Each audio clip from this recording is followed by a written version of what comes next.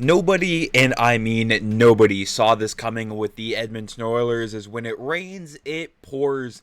In the lineup tonight against the St. Louis Blues is a lot more depleted than it probably should be at this point of the season. All that more today on Oilers Digest as we set up that one for tonight. But first, if you haven't subscribed to the channel already, folks, make sure you do so. We are getting ready for the Stanley Cup playoffs. I mean, barring a major collapse here by the Edmonton Oilers, there should be some playoff content. It's something like 99.7 percent chance that the Oilers make the playoffs, but we've seen crazier things happen. I mean, we all saw what happened in that Vancouver-Dallas game last night, but 75% of you have not yet subscribed, so hit that button down below for any and all Oiler content. But without further ado, folks, let's get into this game preview. What is it now? Yes, we all saw the news this morning regarding the Oilers lineup, and they seem to be dropping like flies as they take on the St. Louis Blues tonight. It's a late one, folks. 9 o'clock Central, 8 o'clock Mountain on all the Sportsnet channels there. They are nationally televised, so it should not be any issue finding this one on television tonight, folks. But they play Philip Broberg in the rest of the St. Louis Blues, as Dylan Holloway is still injured. But folks, more losses here for the Edmonton Oilers, not just on the score sheet here, but also on the ice. Coming here from Jack Michaels this morning, Ryan Nugent-Hopkins doubtful for tonight and most likely will not play. No, Philip will be in the lineup, leaving Edmonton with 11 forwards and 6 defensemen for a second straight game. And Ryan Nugent-Hopkins did not suffer an injury, but from Tony Brar here of Oilers TV says he's doubtful for tonight due to an illness, which I mean, thankfully he's not injured, but still, in illness, those things can go around the room and wreak havoc. We all saw that around the Christmas time there and around the Four Nations face-off. We heard it with McDavid and Mattias Ekholm there during their media interviews, just sounding rough. And also, as I mentioned, no Philip Drosnin after the emergency recall. And again, Edmonton likely going 11 forwards and 60 for the second straight game. Calvin Pickard starts tonight, giving Olivier Rodrigue the night off after his debut in Anaheim. And Stuart Skinner should be ready for Friday's game against the San Jose Sharks. He's still not ready for game action, but Kris Knoblauch says he expects all injured players to return before the playoffs, which is, all is a lot of players. I mean, you have guys like Trent Frederick with his high ankle sprain, re-aggravated against the LA Kings there, and high ankle sprains, anything to do with, the lower leg area, those are not to be messed with. So hopefully Trent Frederick back in action, hopefully, 100% or as close to 100% with the high ankle sprain. But again, very optimistic that all the injured players will return before the Stanley Cup playoffs.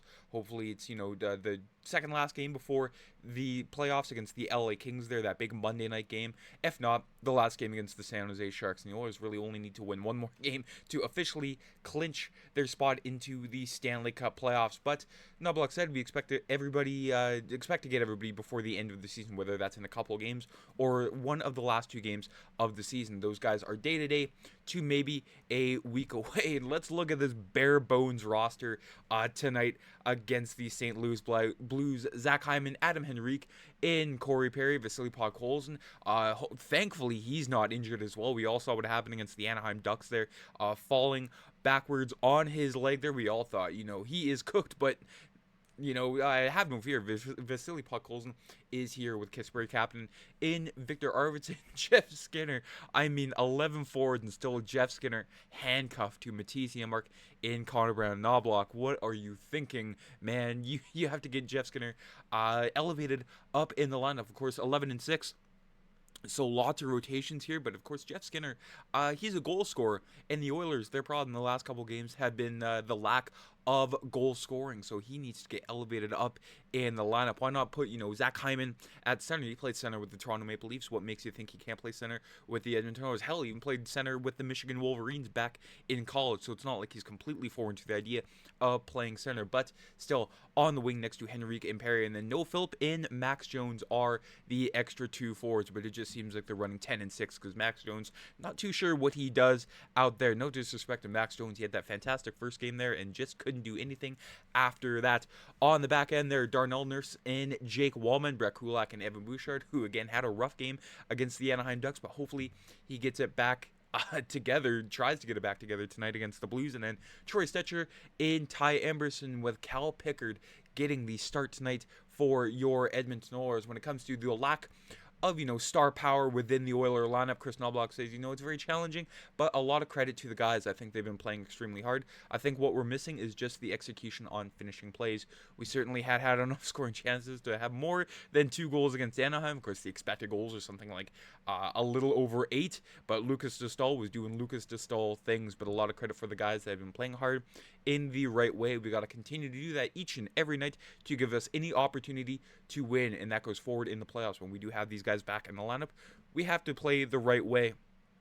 A lot of cliches in that statement there from Kris Knoblauch, but a very calm demeanor coming from the Oilers head honcho there. But good news. I mean, when it comes to playing the right way, Calvin Pickard is the personification of that, coming here from Mark Spector.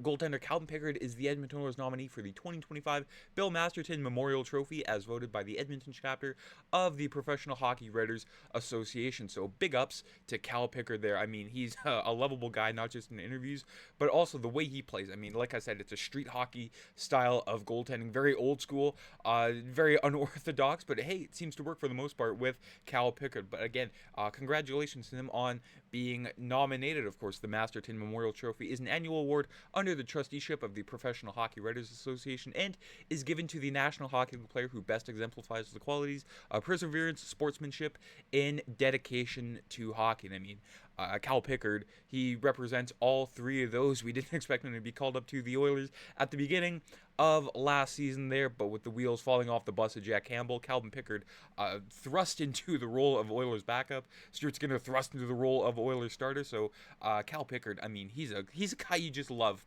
That's all I have to say about him. But when he has to, what he has to say about the current Oilers roster, everyone's got to step up for sure. Obviously, last game losing to Anaheim is not a good result, but we did a lot of good things. We just couldn't put the puck in the back of the net. And then tonight we're back home. We got a shorthanded lineup.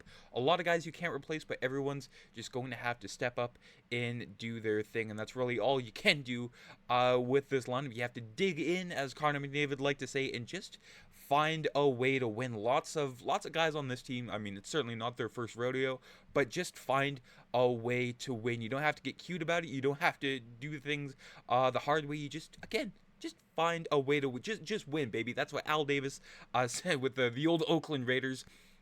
Again, it doesn't matter how many, it just matters how you do it there. And when it comes to the Oilers, the injured Oilers, I mean, the list just goes on and on. Injured slash sick right now, of course, with Ryan Nugent-Hopkins, but I mean, $42.2 million in cap space on the shelf with McDavid, Draisaitl, Ekholm, Nuge, Stuart Skinner, Trent Frederick, John Klingberg, who knows where he's at these days, and then Evander Kane. So of course, it might just sound like an excuse, like, oh, the Oilers, this and that, but I mean, injuries and illnesses this close to the playoffs.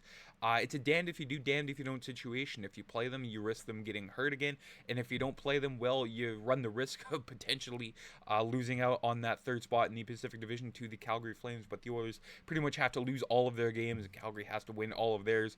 5 games each for each team. So it's a very minimal chance here, folks. It might happen, but it probably won't here. And again, Knoblauch is just playing it safe when it comes to the Oilers and getting them ready for the Stanley Cup playoffs. I know coming off the heels of last year, I don't think anybody on this Oiler roster will take the playoffs lightly, and nor should they. But the team that they're up against tonight, the St. Louis Blues, they are ready for the Stanley Cup playoffs as we are singing the Blues. Yes, Philip Broberg, but no Dylan Holloway tonight for the St. Louis Blues as they roll into Rogers Place. Of course, they had that 12-game win streak snapped by the Winnipeg Jets on Monday night. So the Blues still hoping to potentially start a new winning streak there. Just taking a look at the standings where both teams are at this point of the season. Of course, Vegas and LA pretty much out of reach here for the Oilers. So the Oilers just hoping to get that X next to their name as those other 2 teams have. But I mean, St. Louis in Minnesota trying to jockey